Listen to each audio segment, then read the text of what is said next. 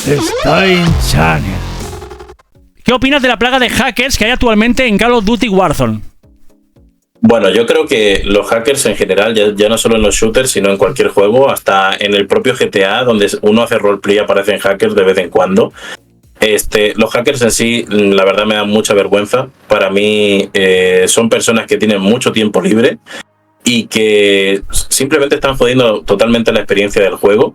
Para mí deberían dejar todo lo que están haciendo con este tema de los hacks y tal. Yo sé que se genera mucho dinero detrás de todo esto y de que muchas compañías lo permiten por el tema del dinero que se genera a través de ello, pero para mí lo mejor sería que lo dejaran de hacer porque están jodiendo totalmente la experiencia de los jugadores.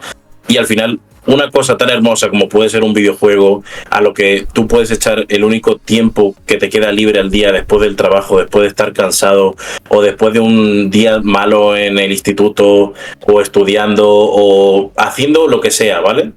Se puede convertir en una verdadera tortura. La verdad es que para mí, sinceramente, me parece una vergüenza y sería un movimiento que me gustaría que la gente empezara a manifestarse, coño. No por las calles, sino a nivel redes sociales, diciendo, mira, esto no puede seguir así.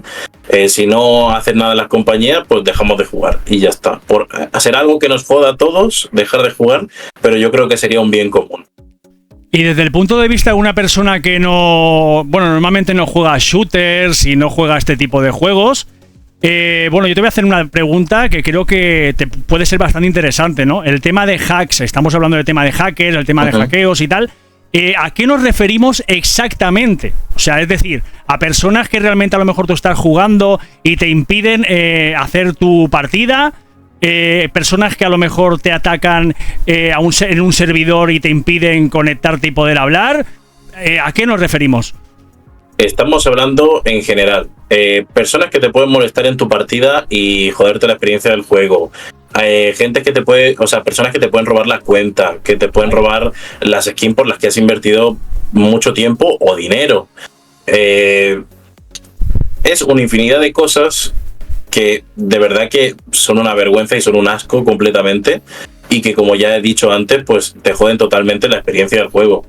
Y que puede ser una tortura para cualquier persona y sobre todo si eres una persona novata en el tema de los videojuegos, que dices tú, me quiero meter, quiero que este sea un hobby porque me gusta, puede ser muy molesto y un quebradero de cabeza total.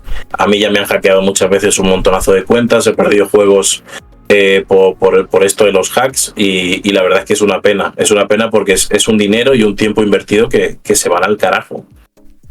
¿Algún juego que recomendarías a una persona novata para iniciarse en el tema de shooter? Ahora no me digas Fortnite, dime otro. ¿Te atreves a nombrar otro? Porque claro, Fortnite en principio es fácil si no es el modo construcción, porque no es difícil. Pero claro, estamos hablando de Fortnite, que Fortnite básicamente se juega en tercera persona, ¿no? Uh-huh. Dime para ti, si recuerdas en algún momento algún juego que tú digas, oye, mira, este juego en shooter, en tercera, el mejor para iniciarse, fácil, entretenido, divertido, y uno en primera, también, con lo mismo. En primera, pues mira, el XDefiant, que es gratis. Yo recomiendo los juegos gratis, no gastéis dinero si queréis aprender. Así que XDefiant sería lo suyo para primera persona, y en tercera persona yo creo que el Counter-Strike sería un buen juego.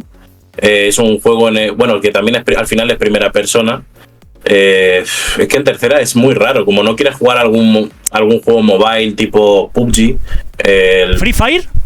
¿Es en primera o en tercera? No, es en tercera, también podéis jugarlo, claro, el Free Fire. Yo también jugué Free Fire en su momento y me gustó, en su momento me gustó.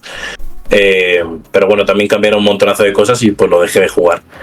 Pero sí, son juegos que la verdad recomiendo mucho, y si no os cuestan dinero para poder aprender, mejor que mejor.